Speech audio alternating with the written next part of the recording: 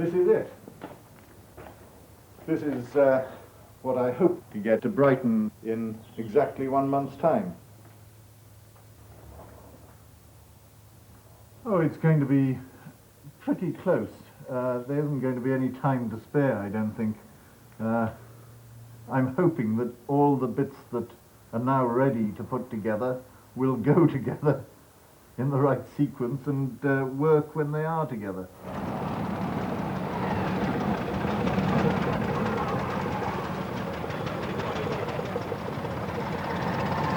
It's known as the Old Crocs Run. Sometimes I wonder if it's the people or the cars they're talking about when they say the Old Crocs. The London to Brighton run is indeed limited to vehicles built before December 31st, 1904. It's been going ever since 1927, in fact.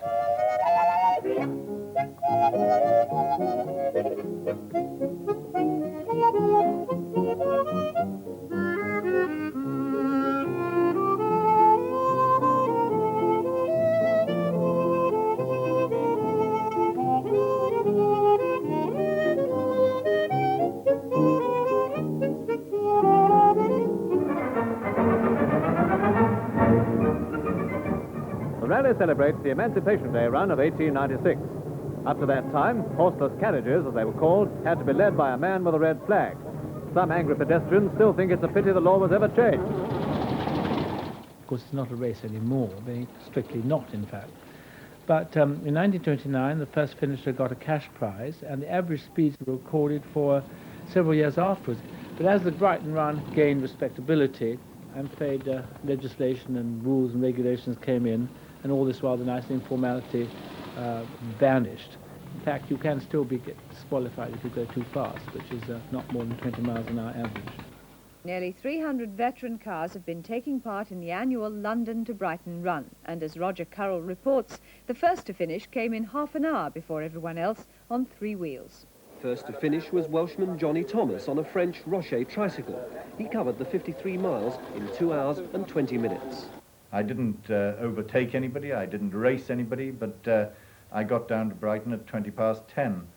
I rather took the mayor and the television cameras by surprise because I was a bit too early. And the RAC, I wrote them an apologetic letter the next day on the Monday to say that I hoped I hadn't been too much of a naughty boy. And they gave me a mild bollocking and said, next year, take it slower. So this year I'm hoping that the trike will get me to Brighton, and I will wait for Binks, my wife, who will be driving this, and we'll go down together, I hope. I've driven quite a lot of very peculiar cars over the years. He just puts me in a car and says, get on and drive it. So he usually has it sort of virtually going for me anyway. So I think it should be all right. And with any luck, he'll be sort of nearby to do something if it goes wrong. The car is a 1904 4-cylinder, 15 horsepower Derrick. The model was a Flying 15. This one came from Ireland. It was in a fairly rough state when I found it, and I've had to strip it right down to start from the beginning. I'm hoping to get it to Brighton this year on its sort of maiden voyage as a preliminary run for the Peking to Paris next year. There was a race from Peking to Paris in 1907, and this run next year is to commemorate that. It's 75 years since the race. I happen to be taking the oldest motor car that's ever tried to do it, but there is a lot of sense in it. It is basically simple engineering. I'm putting a lash up of a body on it just for this Brighton. I most likely will have to modify it quite a bit before taking it to Peking. Everybody thinks I'm quite mad, but we get a lot of family fun out of it. My son Christopher, he's 18, and he will be driving a 1902 Humber tricycle. He did his first Brighton run last year. I was 17, just over 17, and I'd passed my motorcycle test, but not my car test. And I don't know if I was allowed to drive on that or not, but I did. Better pull. Won't get up in second though, will it? I doubt it. Better go as far as she will.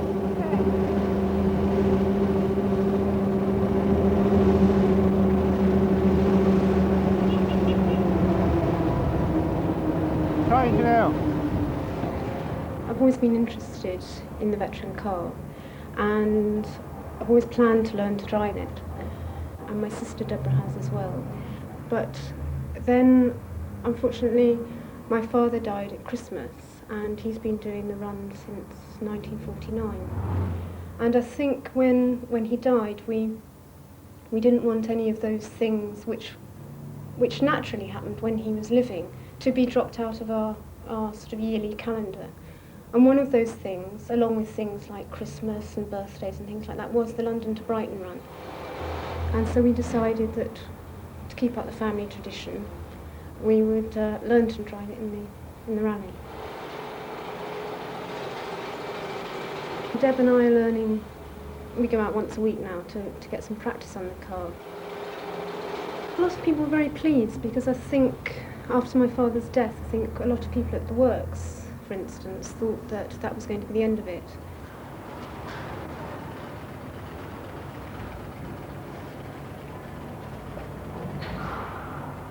It will be a sad occasion because obviously it's something that we all associate very much with my father.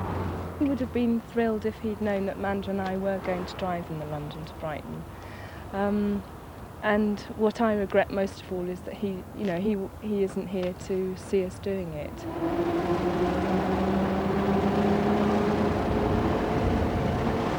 I remember we were going up a hill similar to this, and there was 3 lines of traffic. One was going very slowly in front, and so Mr. Bennett pulled out, nothing coming the other way, and he steamed up past the lot. And when he got to the top, the policeman said, "That was very naughty of you, sir."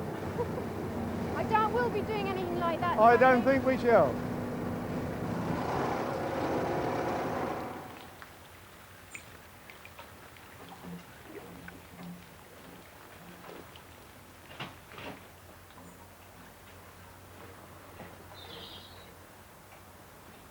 The cost of any of these old cars has gone berserk in recent years.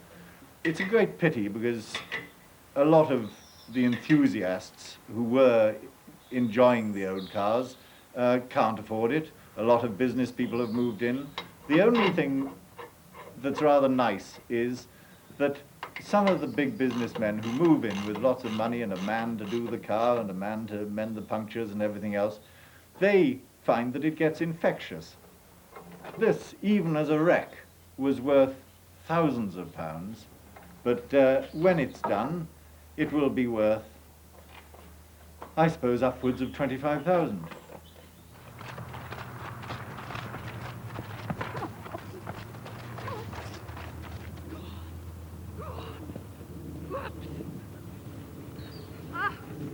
My wife always gets alarmed at the way that we live because I spend much too much time playing with these old motor cars and motorcycles and tricycles and things. And the trouble is, as a great friend of mine told me once, that I had champagne ideas and ginger pop money. And that's very true. But this is all right until one has responsibilities of school fees and wives that need new clothes or something. I have a very understanding bank manager who sort of breathes down my neck now and again and says, come on, it's time you did something. And when he says that, I pull the stops out and I do something.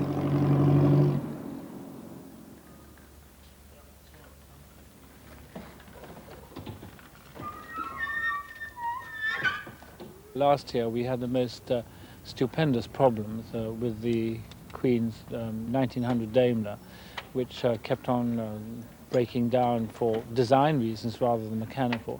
And we literally limped in at 3:45, which is just quarter of an hour before the closing time.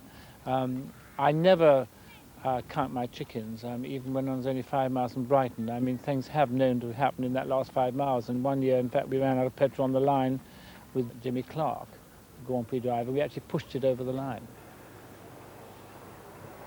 But it's always a worry because I'm inclined to have be a host of a lunch party at the other end with rather important VIPs coming. And last year, most embarrassingly, the host wasn't present.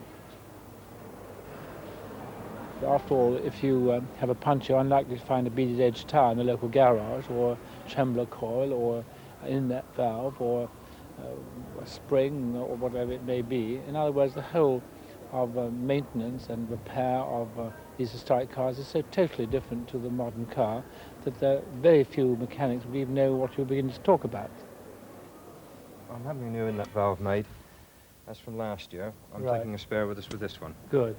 I think this is almost my 30th run. I did my first one in 1950, I seem to remember. I didn't make the first time, actually, but... that was with the Didion, wasn't it? That was the Didion, yes, and with Barbara Golan, the famous model.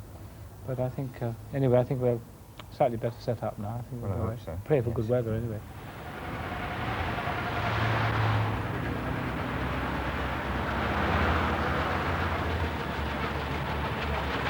As you see, we just about got it here. We actually had it on the road on Tuesday for the first time. That was a 2-mile trip to get it MOT.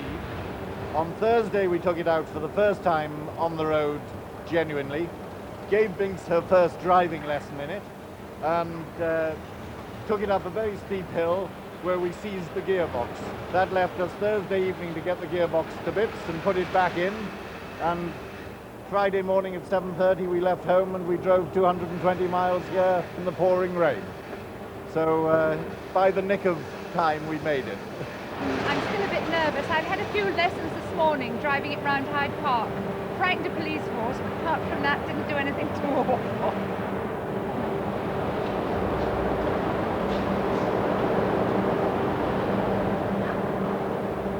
There are some fascinating stories as to how these people acquired these cars. One found an old Daimler being used as a saw bench, and a couple have been used as chicken houses, and numerous things. There was one found with a tree growing through the center of the car, that the tree had to be cut down before they could sort of unearth the car from around it. Some of the cars, you know, have had thousands of hours spent on restoring them and reintroducing them to life because they were dead and buried long ago.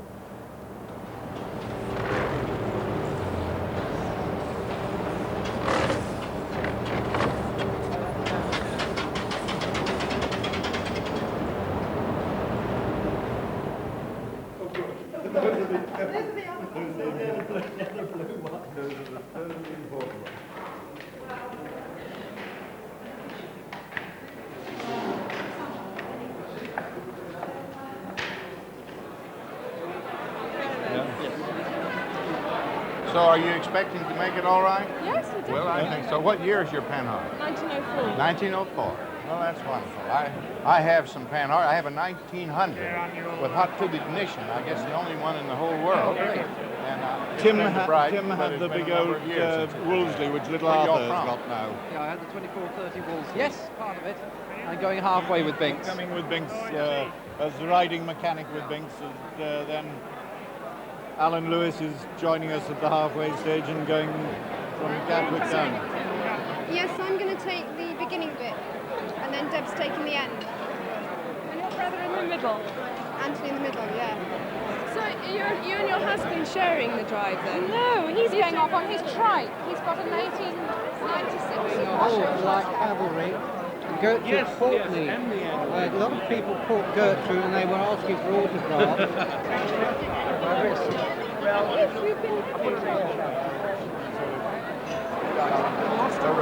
You know where the Old Bailey's Hotel is? Tony was right. I said that I thought it was up in the Bayswater Road. No. But then you've got to go all the way around. Up the carriage road. What is No, you think it's to go in the... I mean, have you driven yours a lot? 6 weeks we've had lessons for 6 weeks. Are you crunching the gears? Yes, we're still crunching the gears. And the man who's our mechanic, he used to work for my father, and he's been teaching us. So he's a really nice old man, and it's been really patient. So Yes, all the way around the block. Yes, that's all. No, I come along Cromwell Road. It's just at the beginning of the Cromwell Road. You come along Yes, the I Cromwell thought it was Road. along Bayswater. No, Cromwell Road, Brompton Road, into the park. You don't get in there? Well, you get in at Hyde Park Corner.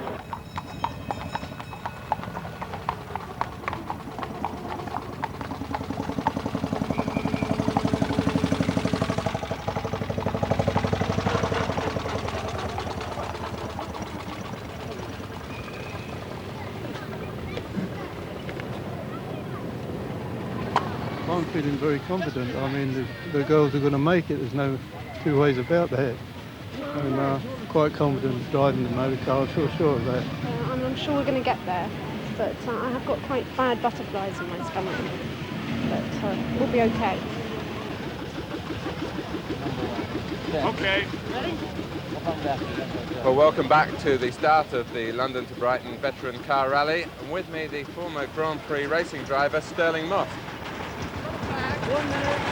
The flag will be there. The flag will be there.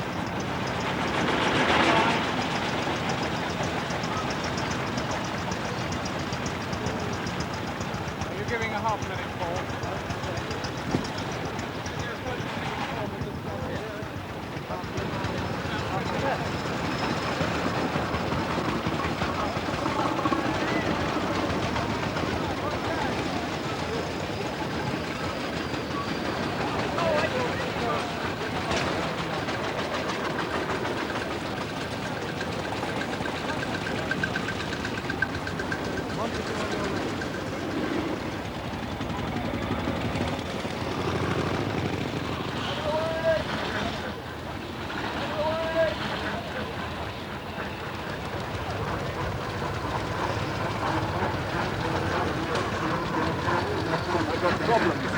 Problems all the way.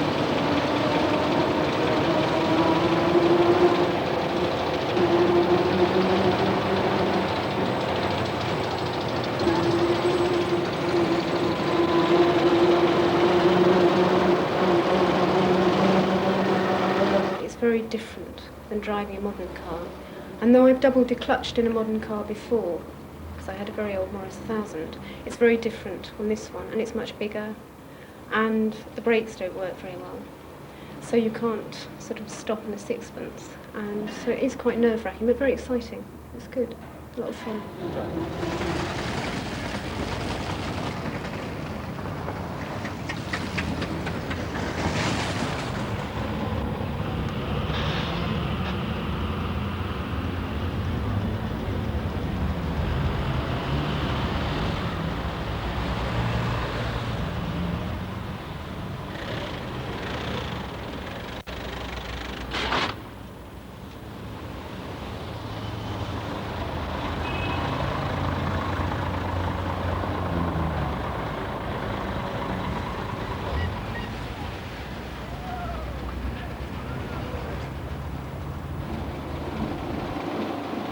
Touch wood, we've never actually broken down and not been able to get to Brighton.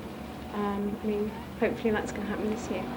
My father was an extremely confident driver, and I know that certainly Deborah and I are not going to get there as quickly as he did.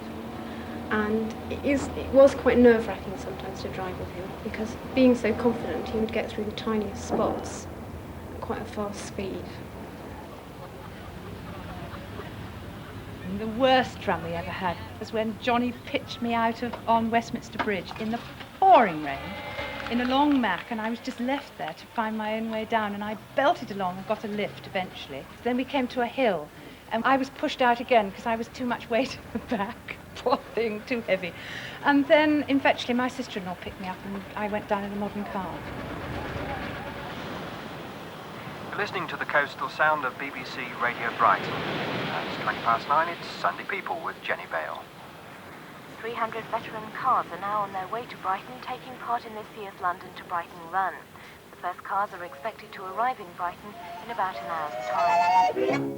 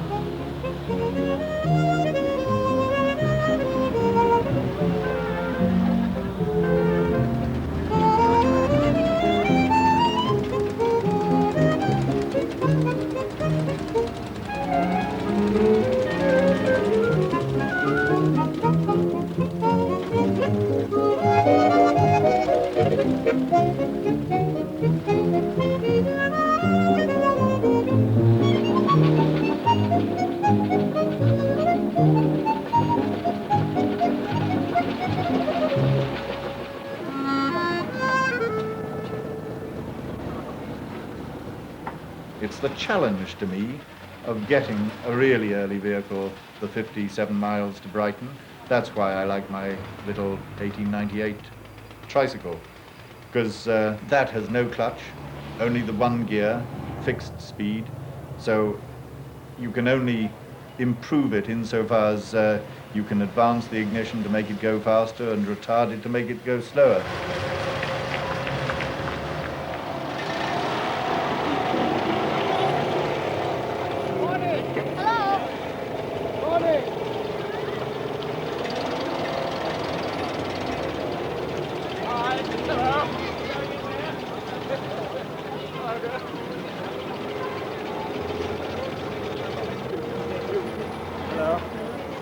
Sorry. Have you all had your tea and coffee? No, Yeah, we've just arrived. Have you? Yeah. What's it like? Very good. A bit rough, was it? No, Cold? no. You got a nice day though, haven't you? Yeah, Well, there are some windmills for you to take.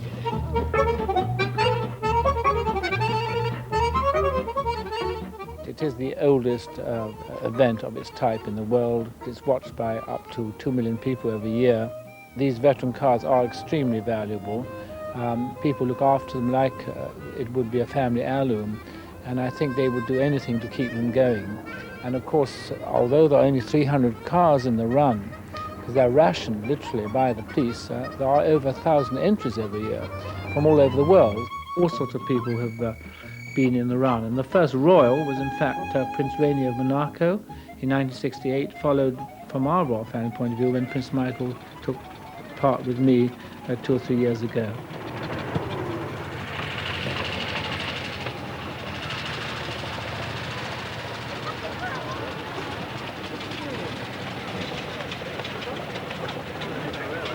We're really in the way.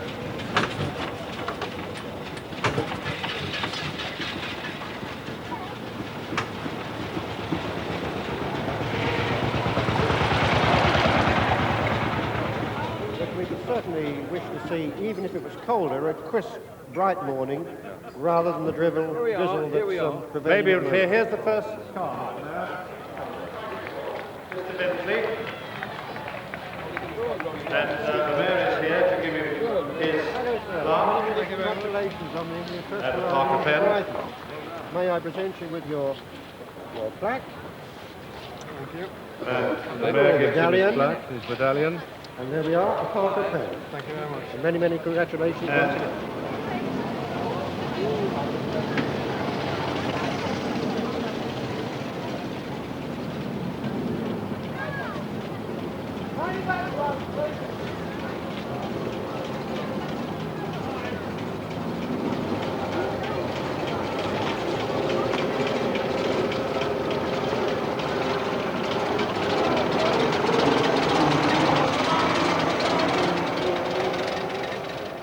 You know, really terrifically. We've gone belting along, had a most marvellous run. I made a terrible mistake on Westminster Bridge and stalled it because I forgot to keep the accelerator down.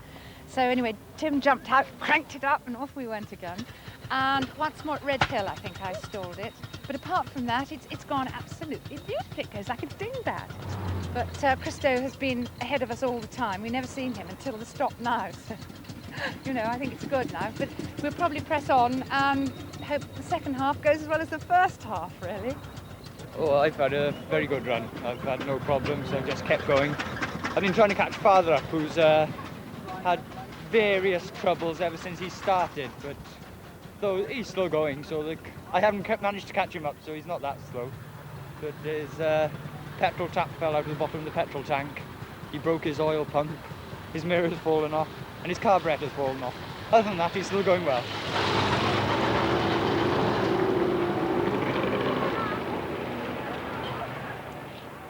There were lots of stories about the original run. The most famous is the electric car that was at the start and then mysteriously disappeared, and it was driven straight to the railway station where it was put on a train bound for Brighton, and it miraculously appeared as a finisher in Brighton in very good time indeed. The chap had taken a certain amount of trouble over his work, and he'd splattered it with mud and water and things to make it look authentic, but he of course was cheating. Now today I don't think anybody would try and cheat by putting it on a train or anything. There are too many people watching, but they aren't allowed to be towed. You can get there by pushing physically or getting somebody else to push, but you're not allowed to be towed, and you're not allowed to put the car onto a trailer or a vehicle of any other sort.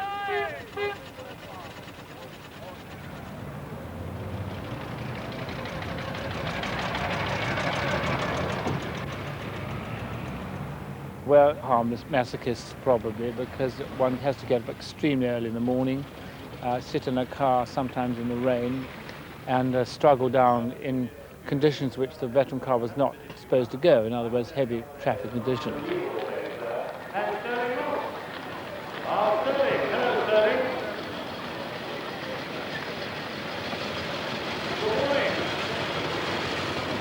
This car, in fact, belongs to the Science Museum. It's an 1899 Daimler Phaeton, number 25. It's absolutely full of people. Lord Montague, good morning. Good morning.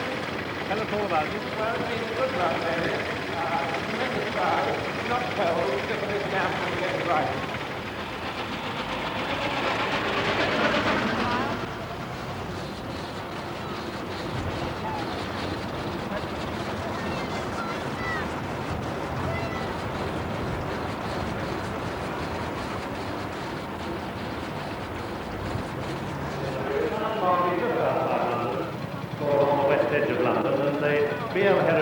Terrific collection of cars of every kind, including the 35 racing field. And Prince Michael's guest. Good morning, sir. I've forgotten about your beard, but I recognise you now. Good morning. We had a wonderful run, absolutely no problems at all. But we were rather alarmed by the amount of cheerful ladies who, as a gesture of tremendous encouragement, would wave their arms at us, but unfortunately had umbrellas in them, and we thought they were going to accost us.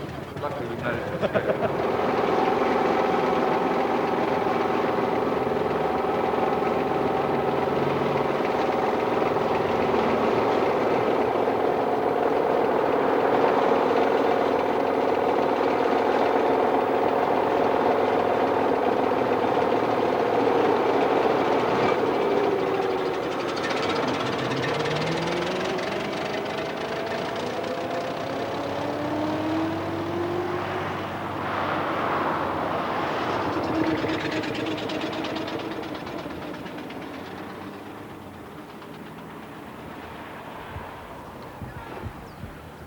Oh yeah, you got a very wobbly back wheel.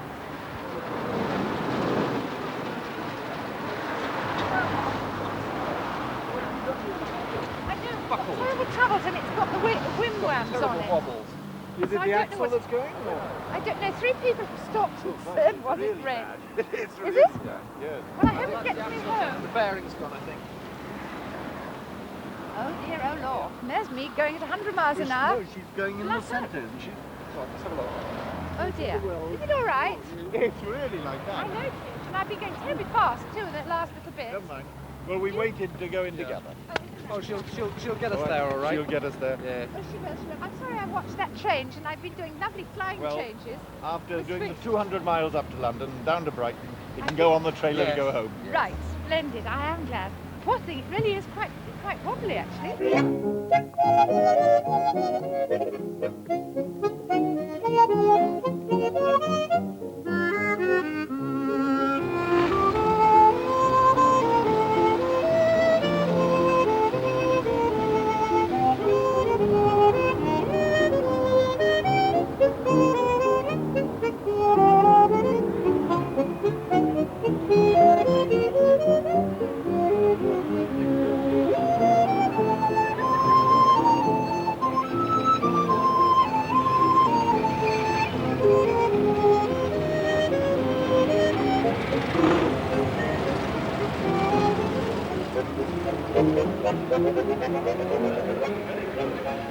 I'm extremely thrilled.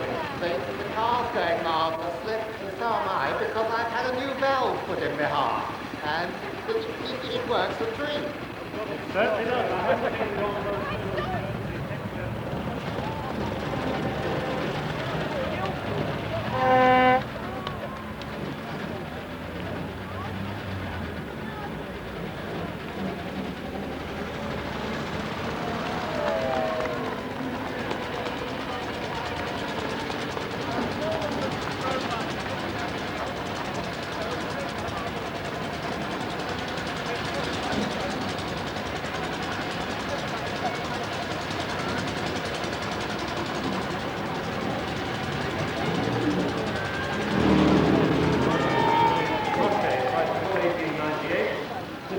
car home last year.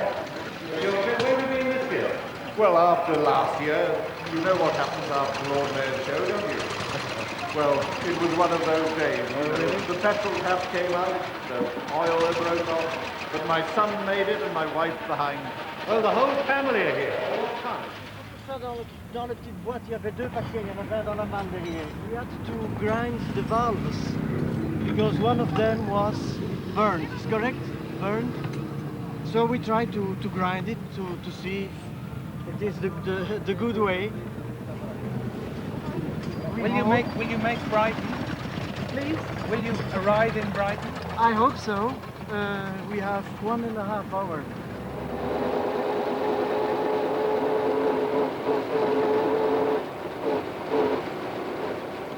We always used to meet up for the London to Brighton. We always made an effort to either see my father off or greet him once he got to Brighton. So yes, it will be sad because obviously he's not there to do it this year. But at the same time, it's always been a very happy occasion. It's always been really good fun.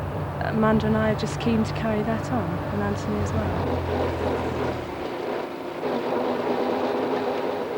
Bennett from Plymouth with his Panhard left. Now, Mr. Panhard was standing with me just now, but he's disappeared again. Hey, where are you going? Did you hear that? Did you hear that? That's all that noise, the brakes. Yes, it probably was. And some gears and things. This is very nice, beautiful machine. It's the 29th time this car's got here. That's right. Who polishes all that brass? Well, I did that myself. Sandy did most of it. Was it very hard work? What? Polishing. Oh, yes, well. Where have you been? What do you mean? Well, you stopped for a long lunch or something? No, we stopped off at GM Motors for a drink and a coffee. Well done. Anyway, you've got here.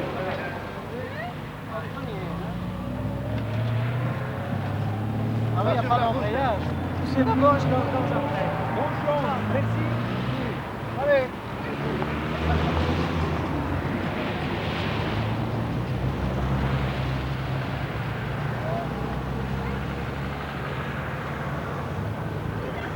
Sir David from Emsworth with his 1898 Benz fellow. Why are we pushing? Because we broke down 10 yards from the John's gate. Oh, well, you've got very nearly. You got through the pylons, which is the real finishing point. Yes, we got at them at 12 o'clock. I'm returned two rather large brandies I and know you'll be GMs. flat on your face in a minute. We've got the champagne too. I mean, it's a bit hairy some bits, I must say, with the traffic, but on the whole, I really enjoyed it. Are you going to run next year? Yes, I think so. Definitely. We've got to keep up the tradition.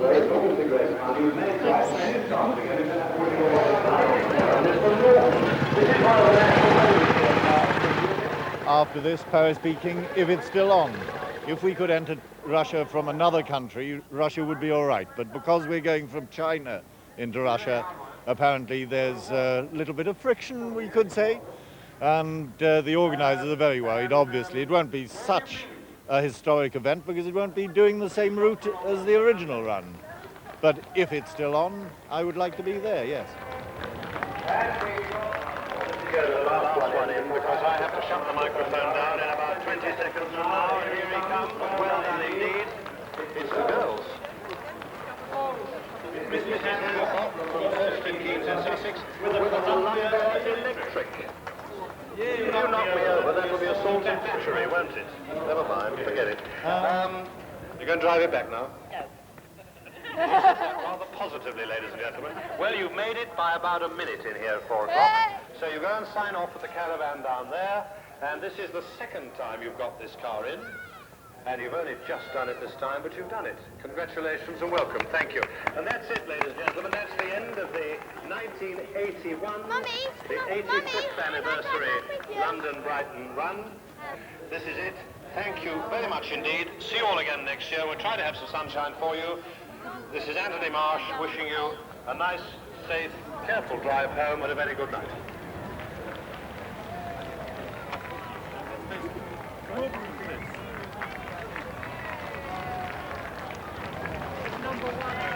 Number one. Oh, can we have the mic back? Mr. Goldsmith with his 1894 Benz fellow. That really is it, thank you.